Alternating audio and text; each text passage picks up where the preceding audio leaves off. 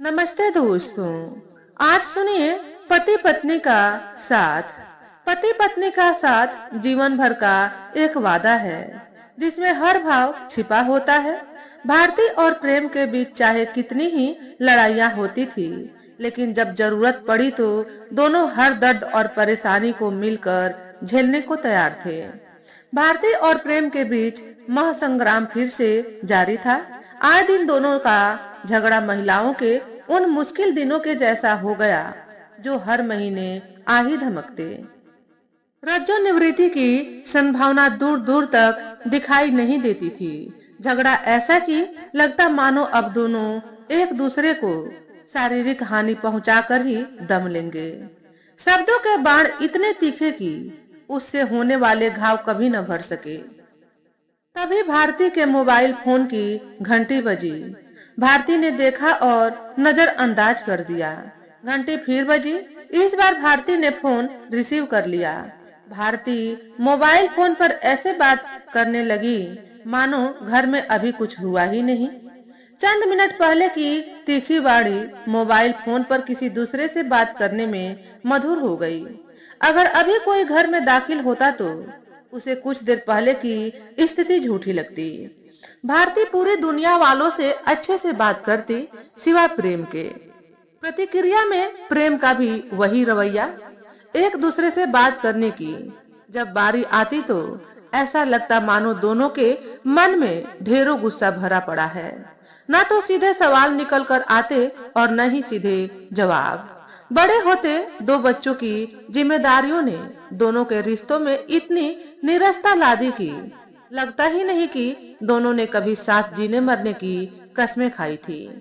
भारतीय बच्चों की ख्वाहिशों को पूरी करने में ऐसी उलझी कि उसे प्रेम के पसंद नापसंद का ख्याल ही नहीं रहा। दोनों एक अच्छे माँ बाप तो बन गए, मगर इस चक्कर में एक अच्छे पति पत्नी कहीं दफन होकर रह गए।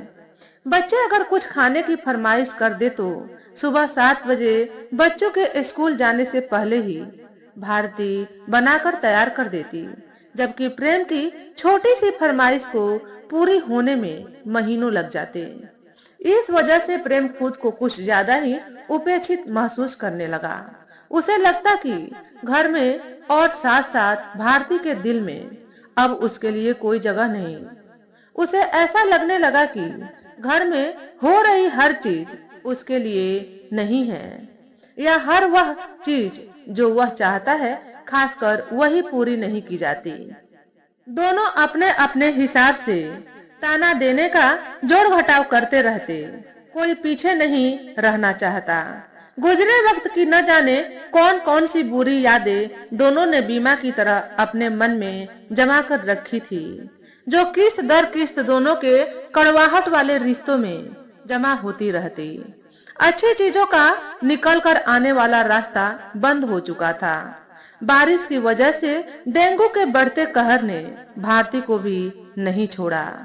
प्लेटलेट्स इतनी कम हो गए कि उसे आईसीयू में भर्ती करने की नौबत आ गई। पूरा घर प्रेम को अकेले ही संभालना पड़ रहा था। सुबह 7 बजे बच्चे घर का खाना खाकर और लंच में भी घर का ही खाना लेकर स्कूल जाएं। इसके लिए भारती तड़के 4 बजे ही जग जाती थी।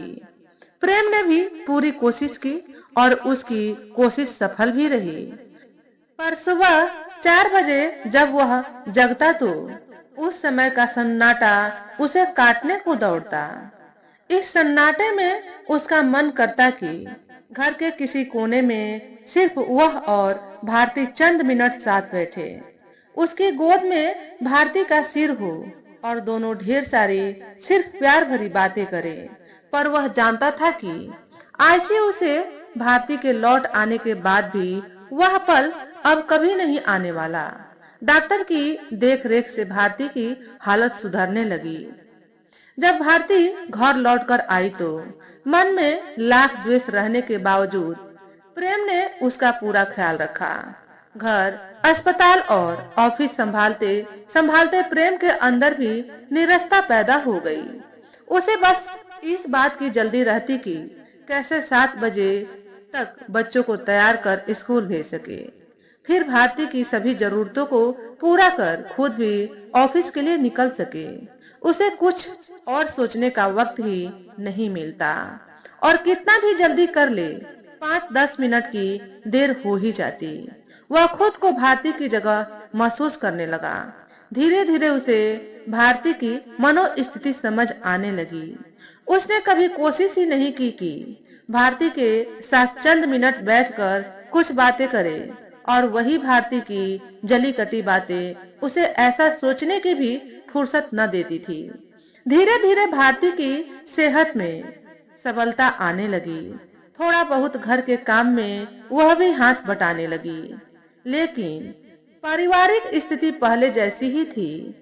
इधर भारती को भी अपने रवैये के प्रति मन में ग्लानि महसूस होने लगी। उसने देखा कि प्रेम उसका ख्याल रखते हुए घर का सब काम संभाल ले रहा है, तो फिर वह क्यों नहीं? उसे तो ऑफिस जाने की भी चिंता नहीं। प्रेम को उससे बस इतनी ही शिकायत रहती थी ना कि उसके जीवन में अब उसके लिए कोई जगह नहीं रही, क्योंकि वह उसको अपना समय नहीं दे पाती।